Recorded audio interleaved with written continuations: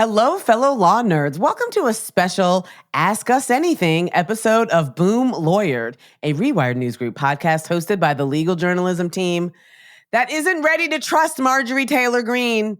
I'm sorry, not ready to do it. Everyone get their shit together, please.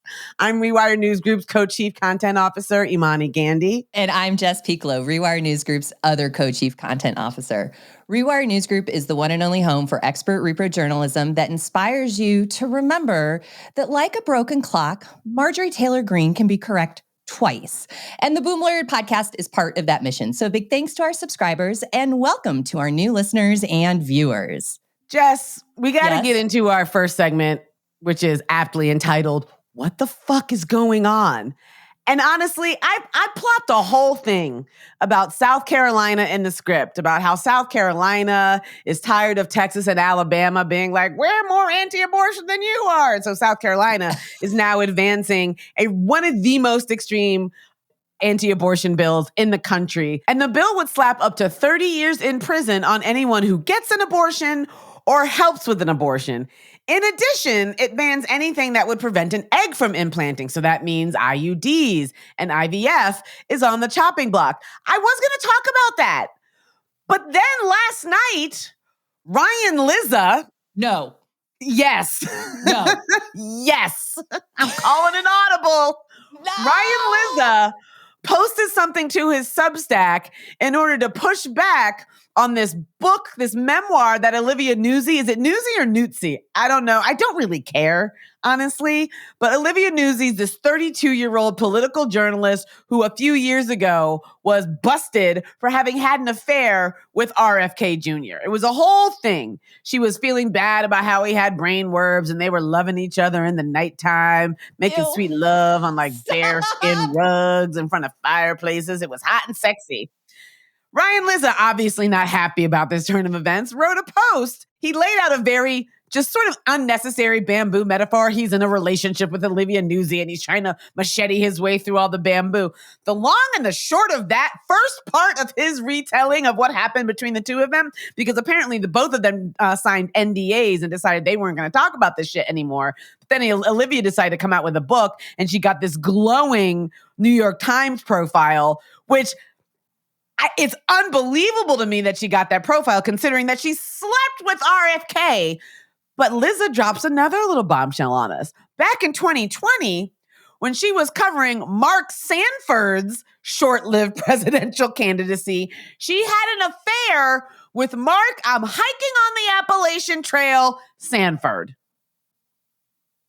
What is going on? And on top of that, and that's gossip and it's fun to gossip about, but what's really annoying is that she has landed herself as Vanity Fair's West Coast editor. This is a woman who by the age of 32 had already had 2 affairs with 2 presidential candidates, and now she's West Coast Vanity Fair editor. A black journalist could never. A brown journalist could never. It is prime white lady nonsense, and it's part irritating and part absolutely hysterical, because why Mark Sanford? Why the long face, Olivia Nuzzi? I gotta say this. Boom Lawyered family, have you been victimized by the tabloid nature of the political press? Please call 1-800, get us off this fucking ride, because literally none of this has anything to do with anything beyond the navel gazing that has become what passes as mainstream political journalism in this country. I went down the Substack rabbit hole as well, and I was not prepared for the Mark Sanford revelation. I resent the fact that I had to remember who that man was, as funny as the Appalachian Trail jokes were at the time. But this is what passes for serious political discourse in this country right now. And honestly, that's why we are. I hope you're happy, Vanity Fair, New York Times. Congratulations to all of you. Yeah, I mean, media is already down the toilet, and now we're doing glowing profiles of young women who have affairs with presidential candidates. And this is not a slut-shaming thing, right? Have sex with whomever you want, for however long you want, no matter how old they are or how many times they just disappeared for a week during their governorship and ended up in Argentina with their mistress, because that's what Mark Sanford is about. But this is about elevating. Remember that? Do you remember that? He went to Argentina for like a week. And his staff couldn't find him. His security service couldn't find him. His family couldn't find him. And he came back and he was like, I was just hiking the Appalachian Trail for a week. And then it turned out he'd been banging his mistress in Argentina, which again, people commit adultery. People have affairs. People can sleep with whomever they want as long as there's consent on both sides. But what should not happen is a person who has compromised themselves by covering a presidential candidate they are sleeping with. That person shouldn't be able to easily get a job just a couple of years later after revelations of the one person that she slept with, compounded by revelation that she slept with somebody else. Like, It's just, why? There's so many good journalists out there. So many trans journalists, Black journalists, brown journalists, Native journalists who deserve opportunities that people like Olivia Nuzzi are getting for no other reason than she's like a pretty blonde, I guess. She's a mid-blonde. She's a mid-blonde. What do the kids say? 6'7". Anyway. The only reason I'm saying that right now is because I just read about what that means yesterday, and I'm feeling very cool that like 2 years later, I'm on top of it, y'all. I'm on top of it. I mean, nothing's getting past this team. Okay, so you literally never have to hand it to the New York Times. Ever. However, and especially Emily Bazelon, but there was some good reporting coming out of the New York Times this week that we need to talk about. And I actually think it ties into the audible you just called, which, by the way, I need everybody to know I was fully prepared to like talk about South Carolina. I knew that Imani was like on a thing, and we just did this on the fly. We went for it and we nailed it. Oh, good. That's what you get from 8 years of podcasting with your bestie. You just roll with the punches. I mean, and we missed you last week. Sky was fantastic. What a great interview, but I missed you. It's true. Okay, let's talk about chaos at the Justice Department. Yes. What? Okay, so I know Imani and I sound like our most normie selves when we talk about how the institutions are standing up. But between the federal judges going on record and saying what the hell is happening at the Supreme Court to this most recent reporting in the New York Times on the state of the Department of Justice, it is wild out there, folks. It is wild. Emily Bazelon and Rachel Poser spoke with 60 former attorneys who all describe a year of what they call chaos and suspicion at the Justice Department. Sounds fun. There has been, under this DOJ with Trump, a mass exodus of attorneys. The department is focused on political indictments, outright bribery, and explicitly targeting trans kids. And I'm not talking like being apathetic and moving away from some of the small steps that the Biden administration took in the right direction. I am talking about these former attorneys actively describing using the power and resources of the federal government to go after trans kids, children, okay? This is Pam Bondi's legacy. This is what I want everybody to know. Speaking of mid-blondes, like this is absolutely her legacy. Given her time in Florida, none of this should be a surprise. I mean, when she was AG in Florida, it was a mobster free-for-all. And we've got the Epstein files back in the news. It was almost gonna be, Imani, remember Attorney General Matt Gaetz? Oh, remember? God, yes. Right? Oh, right? man. So like, here's where we are. Really, this is what we can expect from this administration. Crime mob shit that makes Attorney General Jeff Sessions look like Bilbo the real Bigot, my boy. You're my boy, Bilbo. You're my boy. For those of you who may not have been with us or don't remember. Not have been with us. You make it sound like they died for a while and then came back. We're part of the Boom Lawyer podcast family at the time.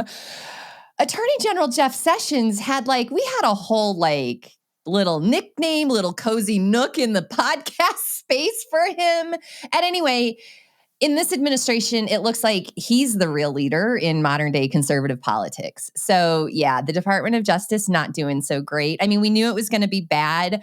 If there's a silver lining to this, I will say that it makes the administration's plans for just, going outright fashy wherever it can much harder to actually execute if you just don't have folks who do it. And if you've got a bunch of Liberty University grads who can't even, spell their pleadings correctly, like after a while, the federal courts are just going to say, come on, folks, like be an adult. So I don't know, man, the DOJ not looking great. These are institutions that prompted me to want to go to law school, right? Thinking about what the Department of Justice was doing in the 80s and the 90s, under Eric Holder even, it made me want to go to law school. It made me want to be a better lawyer. It made me want to participate in a system that was about, the Civil Rights Division, prosecuting bad actors, about consent decrees, trying to get police departments to get their shit together, right? All of these things at the Department of Justice, about pre-clearance, about telling states who have a history of racism in voting that, no, you can't pass those voter ID laws because you're trying to disenfranchise Black people. Like, that's the Department of Justice that I think about when I think about why I went to law school.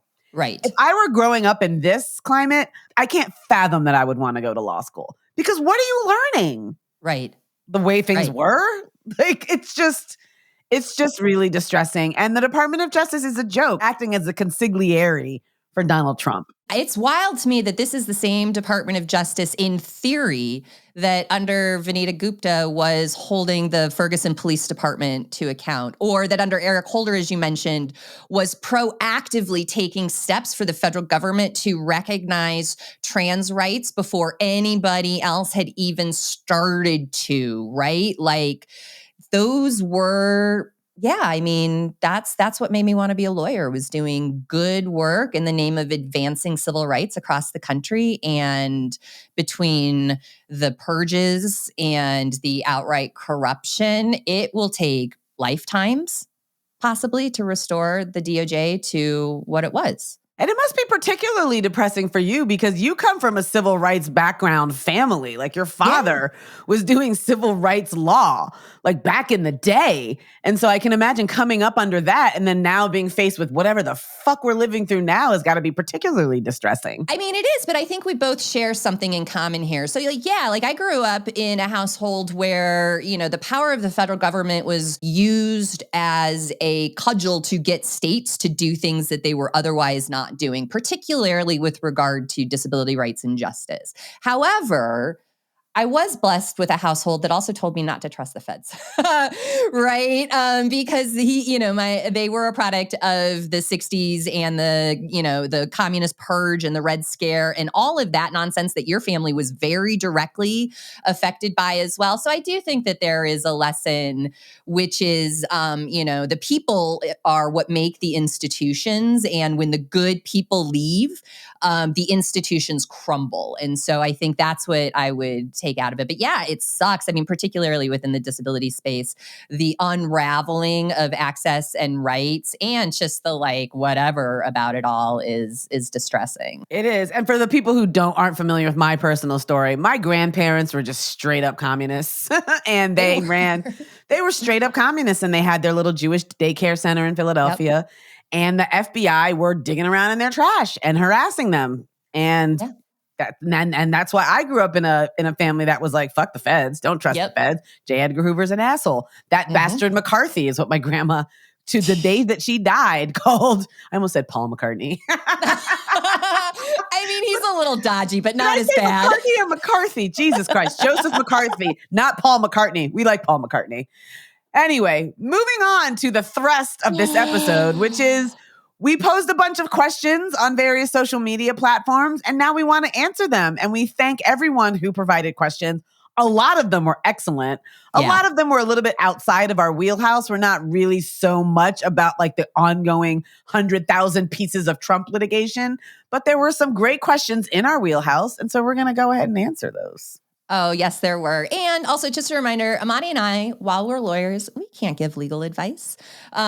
We are not doing that here, but we can give legal vibes. And that is what we have. So first question, and I love that some of these kind of like lined up thematically. I think it's a really good insight to what people are interested in, what they have some like cultural and, social anxieties around in the law. And everybody, of course, because the Boom Lawyer family is so smart, hit it right on the nose. So Dan the Gnome at brewergnome.bluesky.social asks this question: is Obergefell here to stay, or are they just waiting for a less ridiculously and obviously bad case? And this question was in response to the Supreme Court turning away the Kim Davis petition.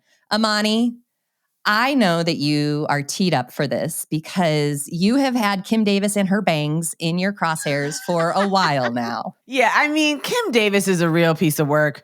For those who don't recall, she is the person who, the day the Obergefell decision dropped, decided as a Kentucky clerk that she was not going to follow the law and she was not going to issue same-sex marriage certificates. Yeah. And then she got sued, and that lawsuit has lasted basically 10 years.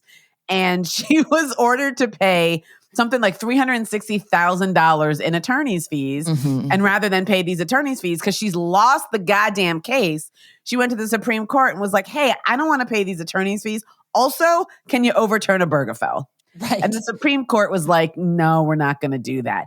Not because they love Obergefell, because they do not, and let's be clear, but because this was a bad vehicle for that case. It would have been a PR nightmare. Yep. And the justices didn't want that smoke. So the TLDR, Obergefell is not safe, right? Right. Obergefell is only as stable as the 5 votes that upheld it. Mm-hmm. And this court has already told us loudly, right, that substantive due process rights are on the menu. Roberts, our friend Johnny Boberts, said, like, by reading his dissent in Obergefell from the bench, made clear that he disagreed with the Obergefell ruling. So, and you have to remember, like, we got to go back and think about what it is that Dobbs did. Dobbs overturned Roe, yes. Yes. But it also included Clarence Thomas's little grocery list about what other challenges he was inviting, right? He was inviting a challenge to Obergefell, same-sex marriage case, to Lawrence v. Texas, which is the case that criminalized sodomy, and I want to say 1998 or 2000. And then there's Griswold, the 1965 case that decriminalized birth control, but only for couples. These cases were squarely in the court's crosshairs. Clarence Thomas clearly has a bug up his ass about them. And the only reason that the majority didn't go further in just destroying these substantive due process rights is because those cases aren't before them yet, right? So they just need to wait for a better Obergefell case, and then they can just tear down Obergefell. What they're going to do is they're going to say there's no history and tradition of marriage equality, right? Everything's all about history and tradition now. It's something from a case called Washington v. Glucksberg. And let me tell you, if you are talking to anyone about marriage equality and they don't bring up Washington v. Glucksberg, or if you bring up the Glucksberg test and they don't know what it is and they're telling you marriage equality is safe, you can ignore them, right? Yeah. Because Glucksberg is the key. Glucksberg was a case about physician-assisted suicide. And the court said that there's no history or tradition of physician-assisted suicide, and therefore it's not legal now.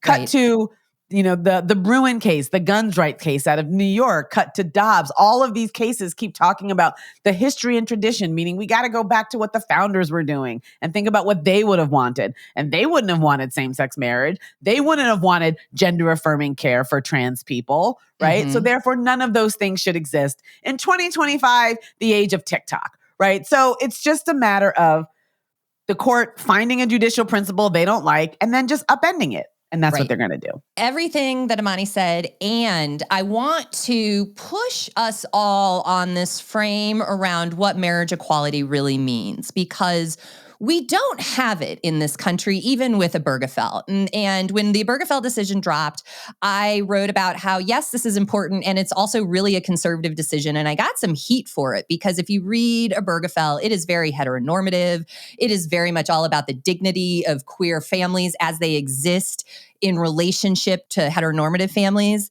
And that in and of itself sets up Obergefell's own demise.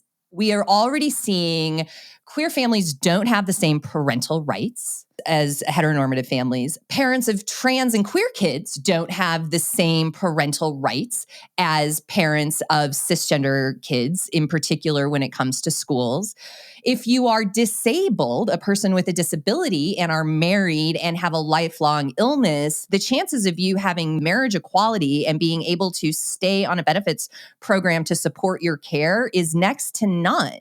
So really what the court is doing is going under a large-scale redefinition by law of what the government will recognize as a legitimate family structure. So what I want us to be on the lookout for are the cases that aren't just straight attacks on Obergefell, because they're coming, but I want us to be paying attention to the cases that are undermining the rights of queer spouses to visit their spouses in the hospital. Like, does a Catholic hospital have to recognize that marriage?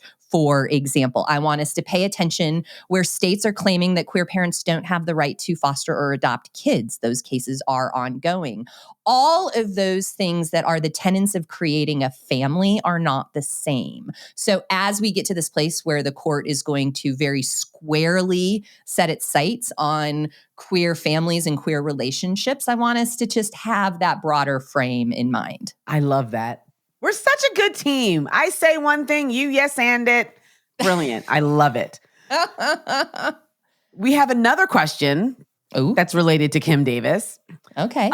From Ray Aun, A-U-N-E, Aun. Anyway, they are Cthulhu75 at bluesky.social.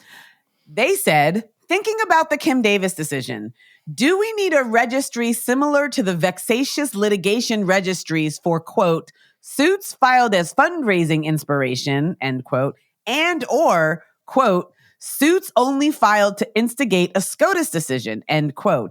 And if so, what do we call them? I love that question. Oh, and I love this idea. Such a smart excellent. question. Like, it got me in the gut. Okay. I do want to say this, though. Courts have been a place for policy change, and progressive groups have and do have litigation strategies to work on policy change via the courts, right? Like, just had Sky Perryman on. We talked about how Democracy Forward picks and chooses the cases that it wants to bring and all of that stuff. However, but, and this is a big underscore but, what we've seen under the last 20 years with the conservative legal movement is just different. It's almost as if they've applied the political gerrymandering and model legislation strategy to the federal courts. And as I was thinking about this question, that's sort of what that inspiration was, right? So by stacking the benches with ideologue, that is effectively judicial gerrymandering, right? And then crafting out of whole cloth legal narratives in the form of these workshop plaintiffs, like we see in 303 creatives and these, cases out of Colorado that we've talked about with these hypothetical injuries, right? Like, who the hell was ever injured in the Alliance for Hippocratic Medicine case, right? They're all basically legal marketing, and they're taking a little bit from the gerrymandering and a little bit from how in the 2010s they ran the model legislation playbook. And now here they are with this idea that, like, oh, you know what? We don't like marriage equality, so we're going to tee up a plaintiff to undermine that. Oh, you know what? We've got a problem with DEI initiatives in the workplace. Got a plaintiff cooking for that as well. So yes, we absolutely should, because what is not happening is what you and I had in law school and early in our career, which was actually vigorous debate. And I know that sounds so corny and so normie, but like, you used to be able to debate with folks who liked Scalia. That's why I love circuit splits, because circuit splits are fundamentally vigorous debate from intelligent people. It used to be vigorous debate by intelligent lawyers about different ways to interpret legal principles. Yeah. And that's what makes a good lawyer. A good lawyer, when I was in litigation, for example, I would get a brief from the other side and I immediately would be like, oh God, all hope is lost, right? Because I immediately am looking at their arguments and thinking, those are really good arguments. Those are solid arguments. And then then the brain has to start working and you start reading and researching, and then you find other arguments to counter those arguments. That's the fun part of lawyering. Yes. In essence, it's a problem-solving issue. Yeah. And what's interesting about lawyering is when you have to solve a problem and you're looking at both sides, there's something fundamentally good about understanding that both sides are arguing in good faith based on what they think the law is. Right. And we don't have a lot of that anymore. Like I could look at Scalia's opinions and disagree with them, but I think he believed what he was saying, and he was working from judicial principles, at least in his early years. I mean, this is a man who in the Oncali Sundowners case applied Title VII to same-sex male harassment. Yeah. That is not something that any of the conservatives would do today, I don't think. No. Right? I enjoy that bit of the problem solving, but now what we have are people who are finding end goals and they're engineering ways to get there.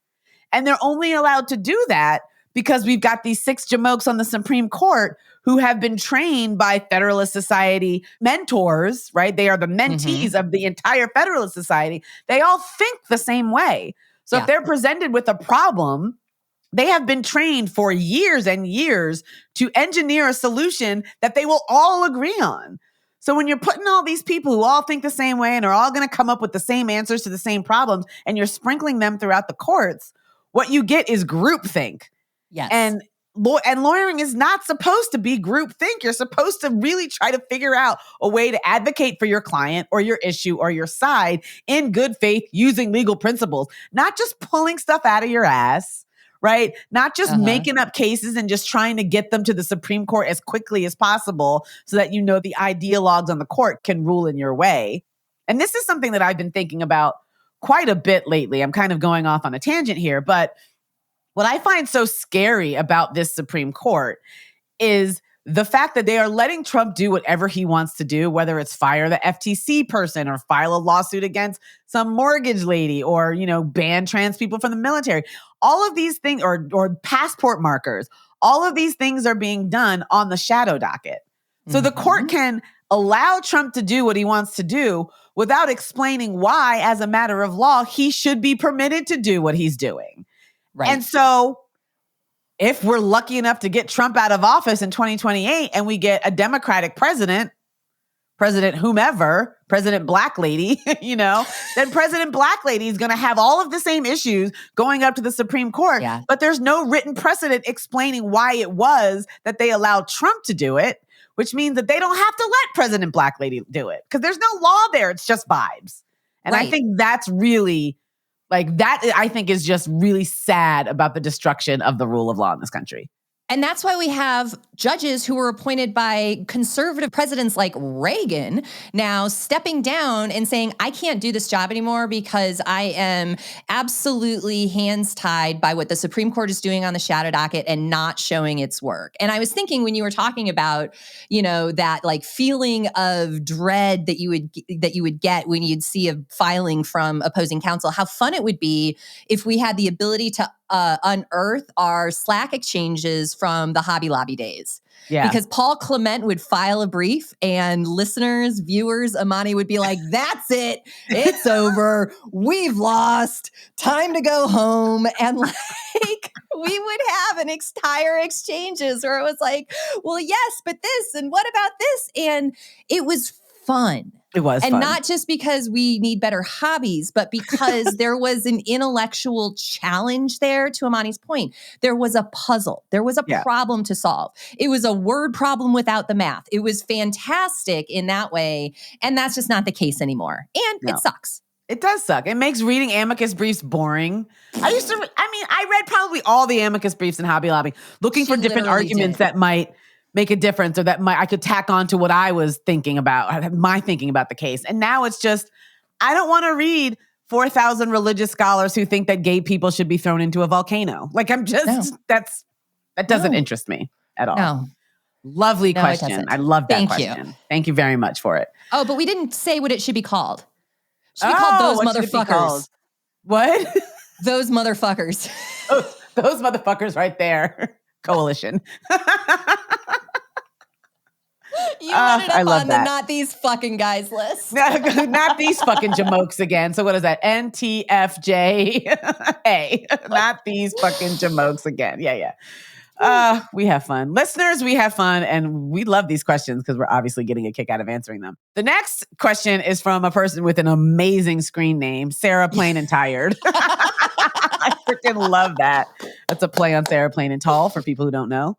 A beloved teen book from our 80s upbringing, I guess. Okay.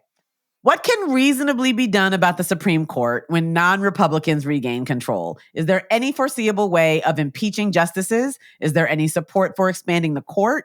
Or do we just have to wait and hope for people to retire or die? I feel like you teed this question up just for me. She did. It's been a little while since I got to talk about unpacking the court, and that is such a sexy thing to do in my world.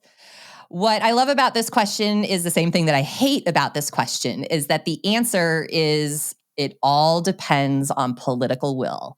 Everything that Sarah asked in this question is an if, not a will, right? So that's it. If Dems were to find the political will, they could start this process right now. They could create enforceable ethics and conflicts of interest regimes that would hold the justices accountable when they are actively getting bribed by folks like Harlan Crow. Like, here's an RV, have fun. Here's an RV and a Nazi flag. Enjoy your life, Clarence.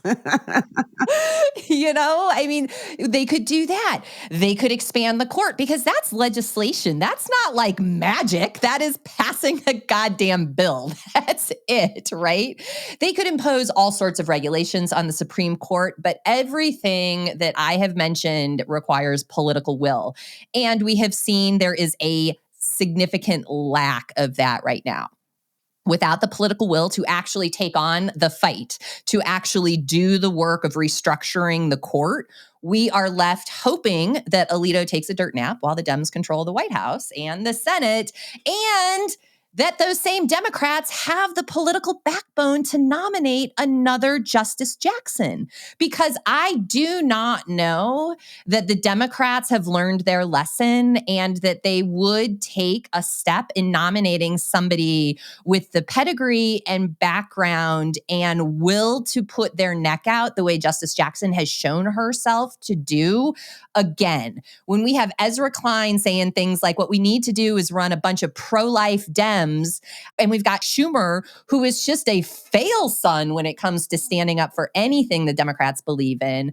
I don't see that happening. So I think now is the time, while we are gearing up to get into a midterm cycle, and when we have some elderly members of the court and things are really bad, that folks do not stop beating the drum of expanding the court, do something about this corruption. The Supreme Court's popularity is at the lowest it's ever been. And this is an institution that absolutely is the least transparent, least democratic, and least popular in the country always. There was like 1 or 2 blips when it was okay, and the rest of the time it was like, sure, Andrew Jackson, do your thing. This is not an institution that I want to defend. We should be taking it down and rebuilding it from the ground up. Salt the fucking earth. Salt the fucking earth. I love that. And another thing. In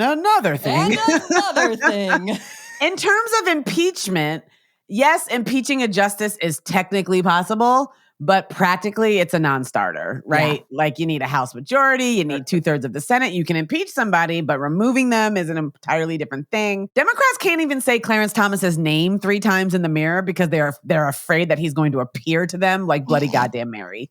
Right? So first, let's get Democrats to practice saying his name 3 times in a row above a whisper.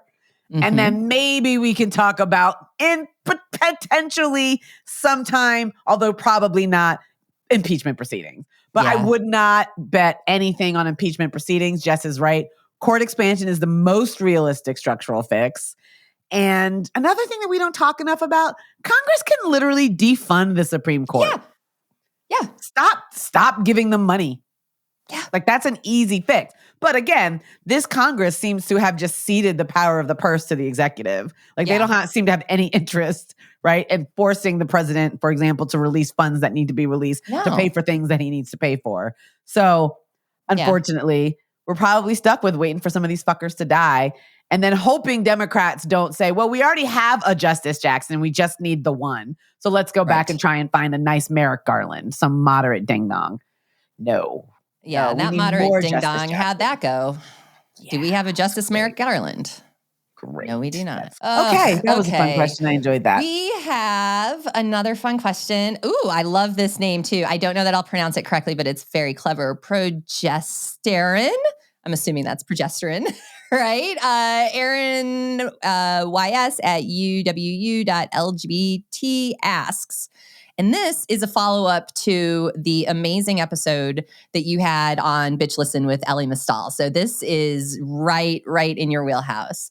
So when we draft the Constitution, and I got to say in the question, it was CONSTI 2, like Too Fast, Too Furious, TION. I love it. That's how it should be. After the revolution, what parts of the old one do we keep and what new provisions to be added are non-negotiable? Imani, take it away. This is me. This one was tailored for me. First of all, I love the idea of the Constitution with the number 2, like Too Fast, Too Furious, 2 Constitution.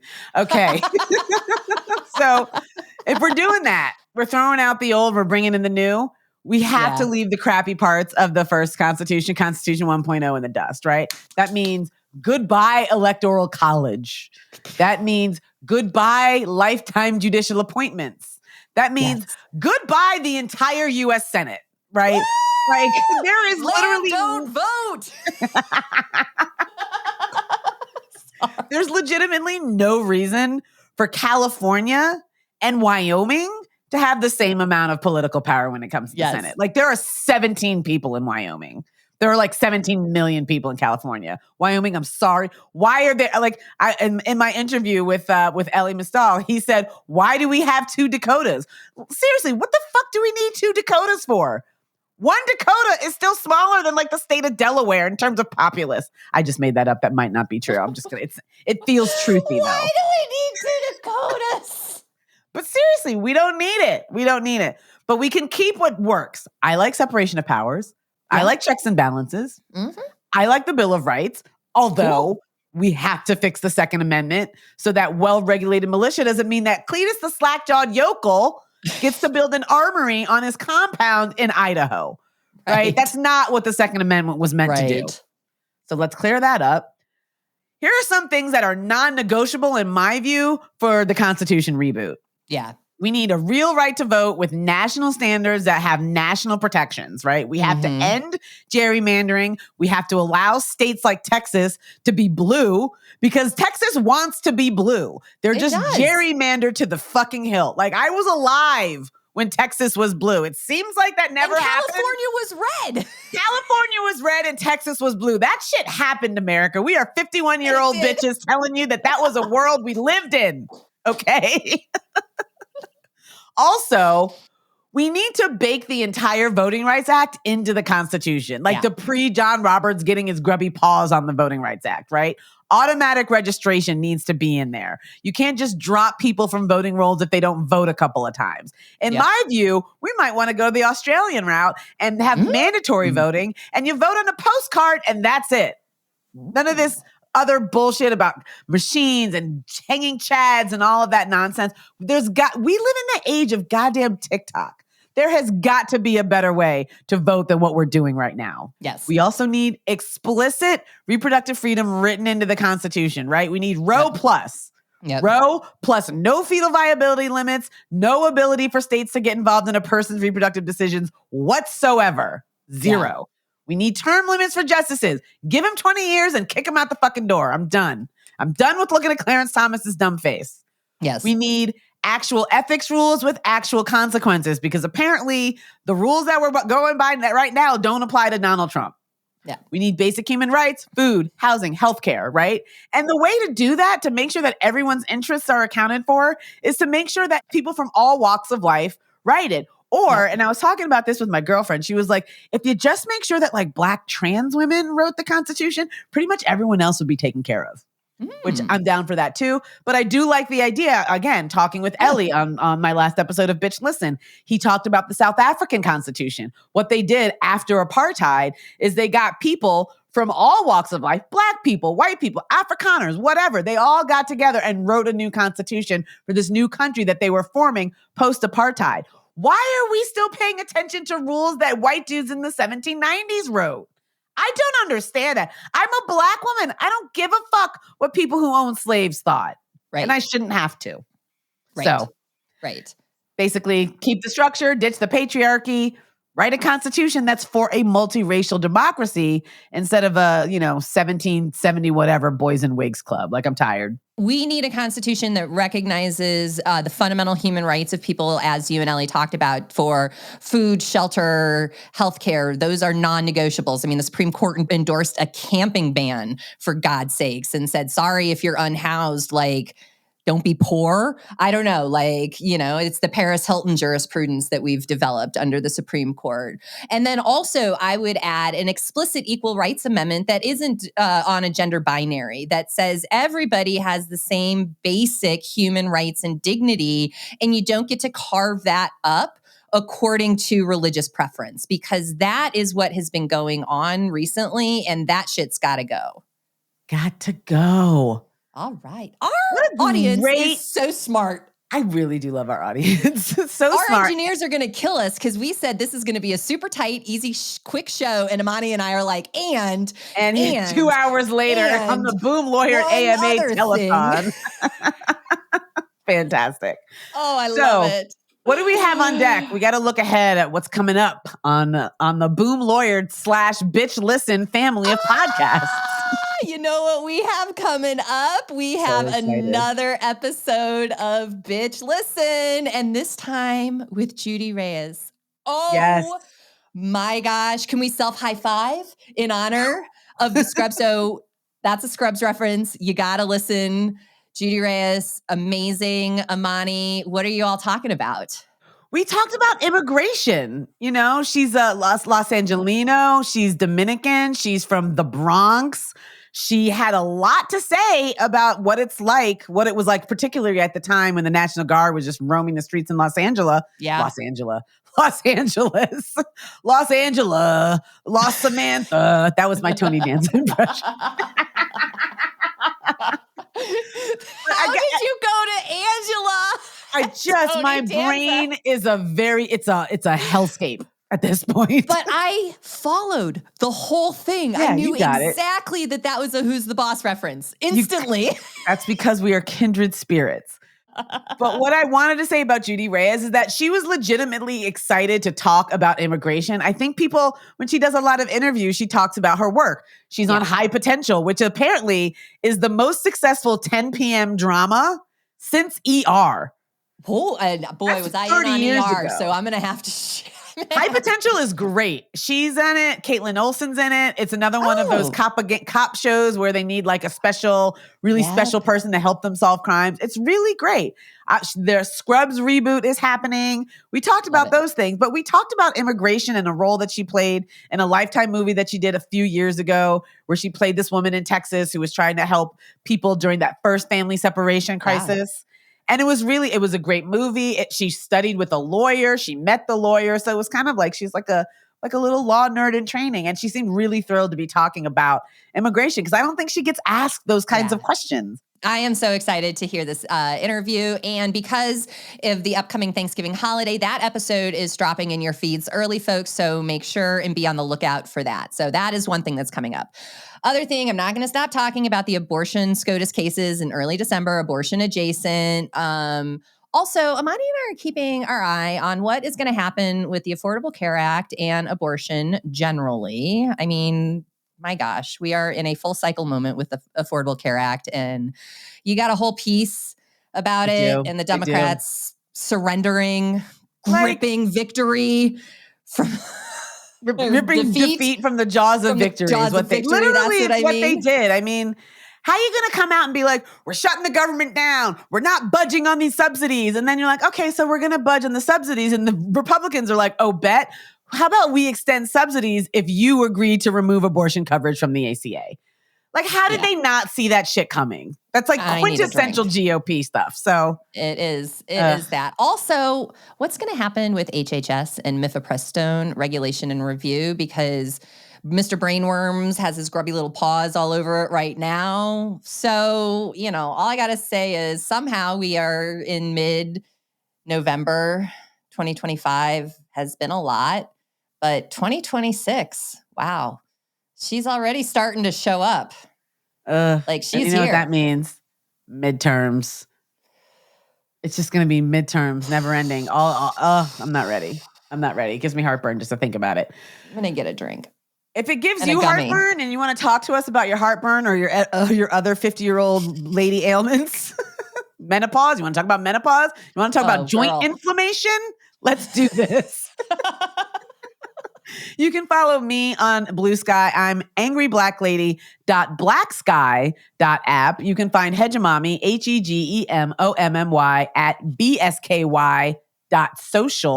You should follow rewirenewsgroup.com on Blue Sky, Rewire News Group on Instagram, TikTok, Threads. You should sign up for YouTube, subscribe to YouTube so that you'll get notifications whenever our video podcasts drop. And I think that's about it. Right? Happy Thanksgiving. I just realized my hair was doing some stuff during Your hair was doing it had a mind of its own. What's going on here? I want to talk about Jess's hair. Hit us up on Blue Sky. But on that note, what are we going to do, Jess? We're going to see you on the tubes, folks. See you on the tubes, folks. This is Boom Lawyered, a Rewire News Group podcast produced and engineered by Chapter 4 and available on YouTube, Apple, Spotify, and wherever else you get your podcasts.